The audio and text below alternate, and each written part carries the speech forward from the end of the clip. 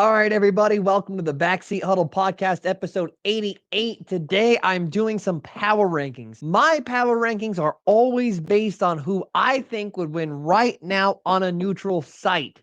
Let's get into it. At number 10, I've got the Miami Dolphins. The Miami Dolphins are exactly who we all thought they were. They can beat the brakes off of bad teams, and they can't really play with the good teams. I don't think there's a ton of need to talk about it at length. We've seen it 3 straight times. They're 0-3 against teams with a winning record, and they're averaging 17 points per game.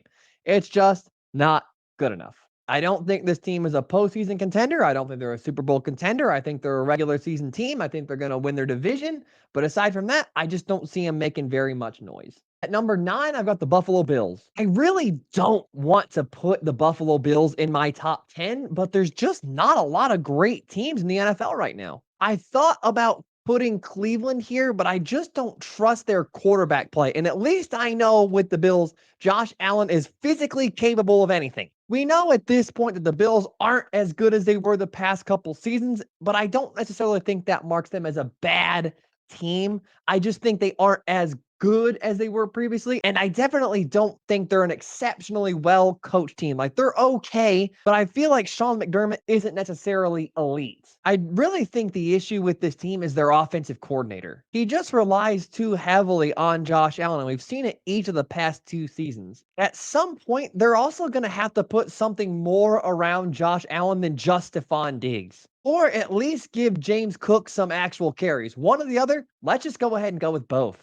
I don't love this team. I don't love their injuries on defense. I don't love the way they run their offense, but I just can't reconcile putting them outside of the top 10. Losing to the Bengals doesn't change that for me when the Bengals are just clearly getting back to their old selves. Are the Buffalo Bills elite? No. Are they going to win a Super Bowl? No. Are they at least one of the 10 best teams in the NFL? Yeah, why not? At number 8, I have the Kansas City Chiefs. Kansas City is not a Super Bowl contending team right now. If you think they are, you're fucking crazy and you're not watching the games. They have Patrick Mahomes. Yeah, and through 9 games, their offense fucking sucks. And we've seen that Patrick Mahomes isn't enough. He can only throw the ball. He can't be the entire fucking offense. And it's showing. So why are we overrating this team just because he's on it? The Tom Brady led Patriots team didn't win the Super Bowl every fucking year. Shit, they went a literal decade between Super Bowl championships at one point. Why are the Chiefs immune to that? They aren't. The Chiefs scored less points offensively against the Dolphins than the Patriots and the Panthers did. But they have Patrick Mahomes. In an offensive league where all the rules lean offense, it's all about how many playmakers you have, how many people you have on the outside, how many points you can score. The Chiefs have a great defense. We know they have a problem on offense. They've scored less points this season than the fucking Colts. So why am I still seeing them ranked as high as number 2? If you guys think this season's version of the Chiefs are the second best team in the NFL, you're fucking crazy. Do they deserve to live off of reputation some? Sure, but you also have to adjust your perspective on a team based on the most recent evidence that you've got. And the evidence right here, right now, is the Chiefs' offense is not good. At a time when the Bengals offense is coming to life and the Ravens are averaging 35 points per game the past week, the Eagles scored 28 points against the Cowboys in a poor offensive game. You're going to tell me that the Chiefs are the second best team in the league? Get the fuck out of here. The Chiefs are the most overrated team in the league right now, and they're living off of reputation.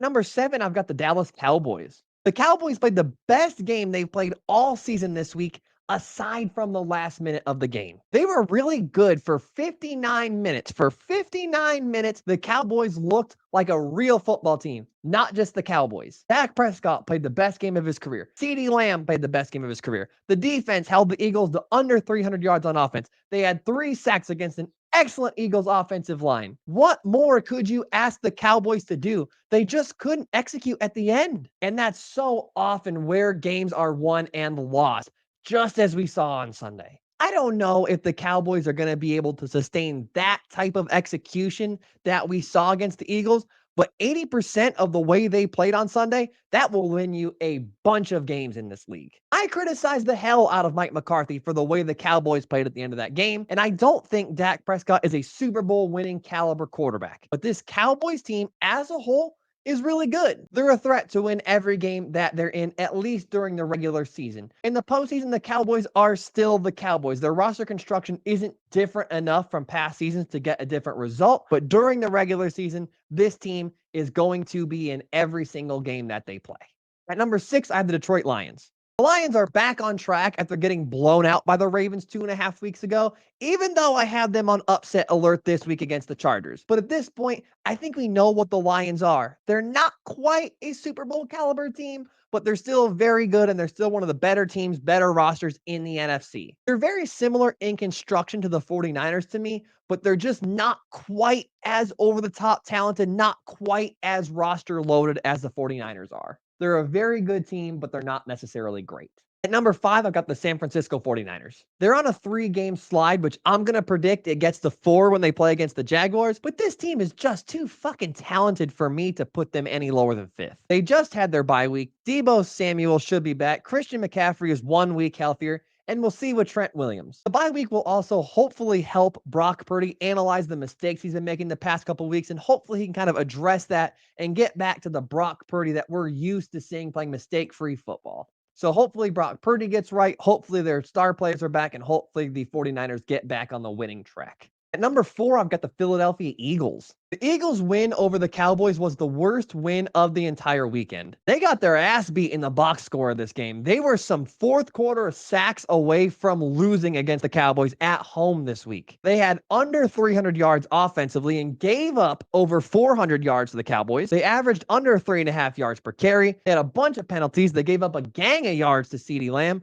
And overall, they tried their fucking best to lose that game at the end. The Cowboys just wanted to lose it more. It feels like the Eagles are missing Jonathan Gannon right now. This defense and this secondary did not look anywhere near as leaky at any point last season as they do right now, outside of the Super Bowl. I could argue they're missing Shane Steichen as well, but Jalen Hurts and this offense at least continue to put up points despite not having a ton of yards against the Cowboys. Obviously, Jalen Hurts' injury is also a concern, but it doesn't seem to be limiting this Philadelphia offense to an extreme degree, but they didn't necessarily look like their normal selves this Sunday against the Cowboys. But they're on their bye week this week, and I would not be shocked to see them come out of the bye looking a little bit more like the team we saw last season, similar to how the Bengals very recently went into their bye week with some concerns, came out, and they looked great. I would not be shocked to see this team look really good when they play the Chiefs next Monday night. At number 3, I've got the Jacksonville Jaguars. I'm higher on the Jaguars than anyone else in the fucking universe. Am I dumb? Probably. But I believe in this team. I believe in the pieces they have. I believe in their quarterback. I believe in the way this team is constructed. I just believe in the Jaguars. I've been saying it for a month that I believe this team is the best team in the AFC. Recently, 2 other AFC teams have been playing super well, and they are a bit more established. So for now, the Jaguars slide 1 spot and slide to 3rd in their conference. At number 2, I've got the Cincinnati Bengals. They're fucking back. They're fucking back. Back-to-back wins against the 49ers and the Bills, and now they have a sneaky fun matchup against the Texans that they're also going to win. The real fun matchup for this team comes after this week when their rematch against the Ravens that could decide the Bengals' playoff future. If they lose that game, playoffs are in jeopardy for this Bengals team. But no less, they're playing extremely well right now, and they look like the old Bengals that we're used to seeing. Fucking took them long enough, though. At number 1, I've got the Baltimore Ravens. Who else deserves to be here? Their defense looks amazing. Their offense is extremely complimentary. They know their identity. Their pass rush is disgustingly good. They're averaging 35 points per game over the past 3 weeks. They're just fucking doing everything right. They're really good. They're really good. They do everything well. Their only weakness right now that I can see is Lamar gets a little loose with the football, and it seems like they fumble once or twice every single week. But I guess nobody's perfect, and you got to take the good with the bad. So that is it, you guys. That's my power rankings. Let me know if you liked it. Feel free to like and subscribe. Take care, everybody.